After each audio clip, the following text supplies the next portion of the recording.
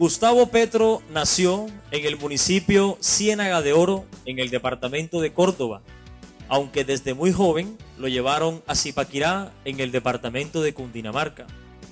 Es economista de la Universidad Externado, especialista en administración pública y en desarrollo y medio ambiente. Fue militante del movimiento 19 de abril, donde llegó a ser clave en la firma del acuerdo entre ese grupo y el gobierno. En el año 2006 fue elegido senador de la República con la segunda votación más alta del país.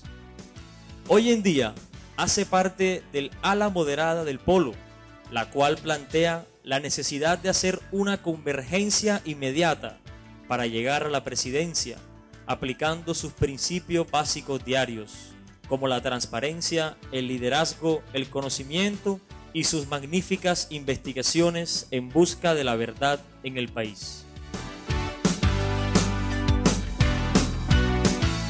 Doctor Gustavo Petro, bienvenido en una segunda ocasión a la Cátedra de Buen Gobierno, a la ciudad de Barranquilla y a la Corporación Universitaria de la Costa.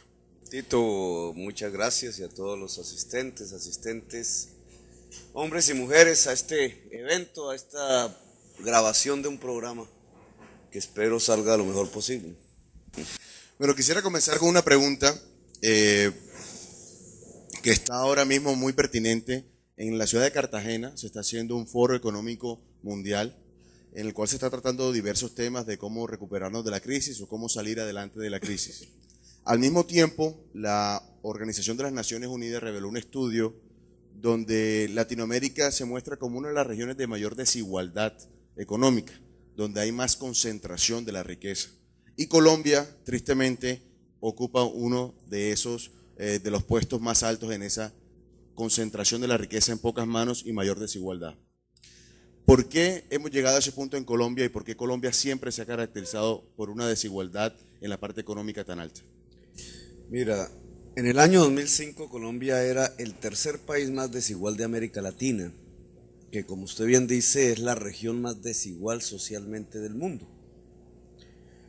El año pasado, de acuerdo al coeficiente Gini, Brasil y Guatemala, que siempre habían superado a Colombia en desigualdad social, lograron una mayor equidad en sus sociedades y al contrario, Colombia obtuvo el coeficiente Gini, que es la medida de concentración de la riqueza más alto de su historia estadística, convirtiéndose en el país más desigual de América.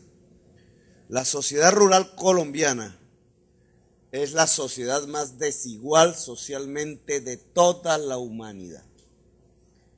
Y estas dos estadísticas, tampoco optimistas de convertirse en una de las sociedades con las desigualdades sociales más aberrantes de la tierra, pues resume, no voy a decir, no sé, sería injusto, no solo la política del último gobierno, sino la realidad política del país en las últimas décadas.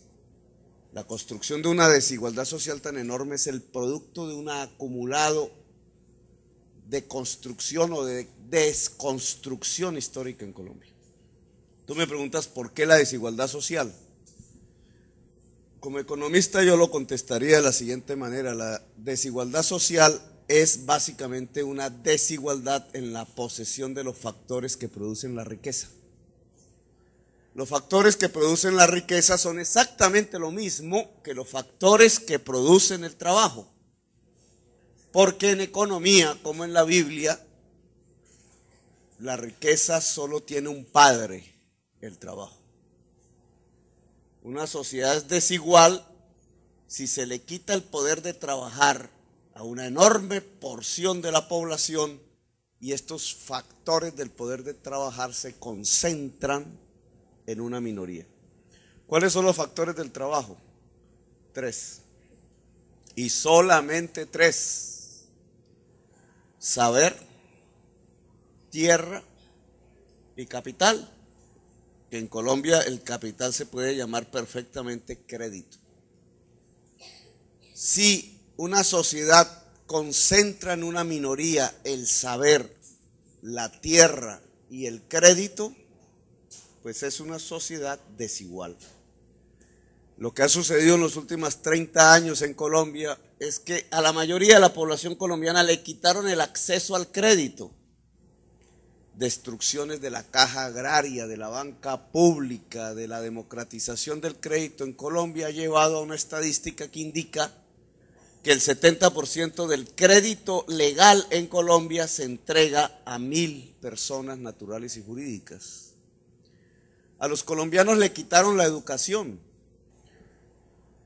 Ese adelgazamiento del presupuesto educativo que hoy suma 15 billones de pesos cuando debía sumar 20 este año, pues significa 500.000 de jóvenes que todos los años o no logran llegar al 11 grado o llegando al 11 grado no logran llegar a la educación superior.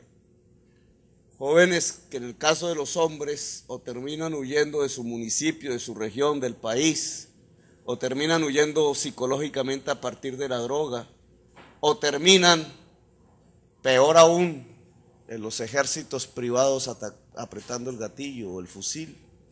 Y si son muchachas, en general terminan reemplazando la oportunidad de la educación que no pueden obtener por la búsqueda del hogar, y en la búsqueda del hogar terminan en general embarazadas, madres, cabeza de familia, adolescentes ancladas eternamente a la pobreza, que es la tragedia de la juventud pobre de Colombia. Pues lo que nosotros ordenamos en la Constitución del 91 es construir una política social que garantice los derechos. Y dijimos cuáles son los derechos individuales, sociales, colectivos, etc. ¿Qué es lo que ha pasado en los últimos 20 años? Que transformaron la política social de derechos en mercancías, que no es lo mismo.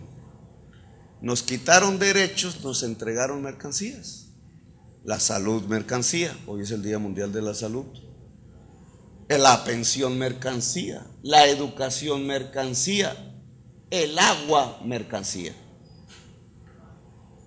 No creo que ustedes no me refutarán que en Barranquilla el agua es una mercancía, mírenla. Vale más que la leche.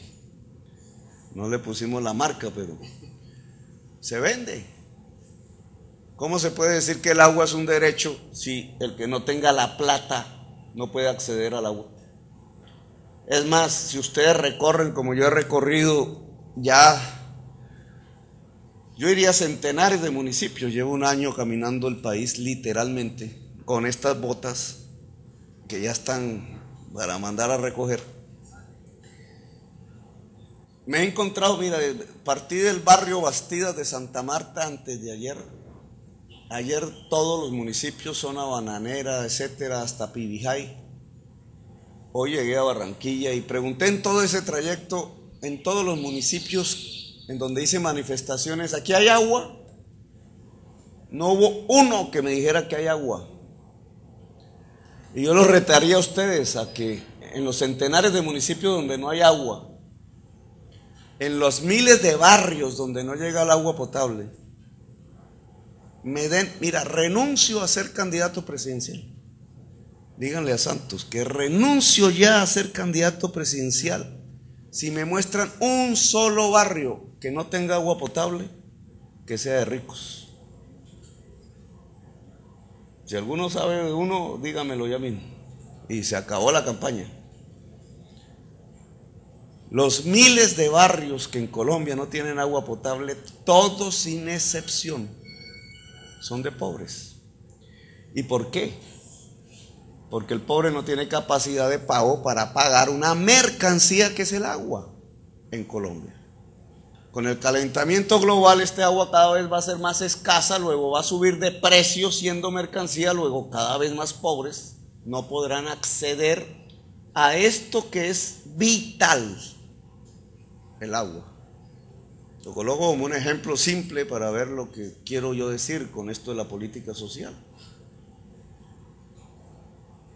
Si yo quiero que esto sea derecho, como dice la Constitución del 91, Entonces esto tiene que ser universal, es decir, todos los ciudadanos, seres humanos en Colombia, deben tener acceso al agua potable. Derecho universal y gratuito, es decir, que esto no debe tener precio.